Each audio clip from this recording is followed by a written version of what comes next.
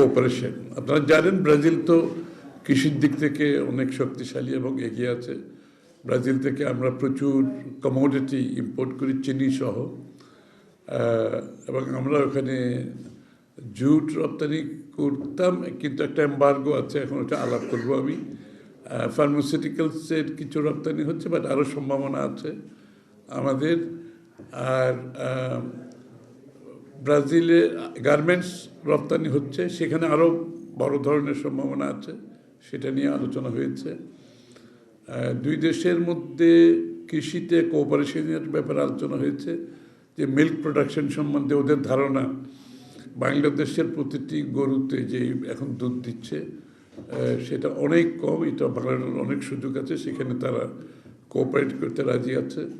বাংলাদেশে তো রেড মিটের একটা, আমাদের যদিও বা আমাদের দেশে গরু গবাদি পশু খুব ভালো করছে, কিন্তু তারপরে আমাদের এই যে মাথা পিছু রেড মিটের কনজামশন তো কম, কারণ এত বেশি দাম যে সাধারণ মানুষ তো এটা অ্যাফোর্ড করতে পারে না।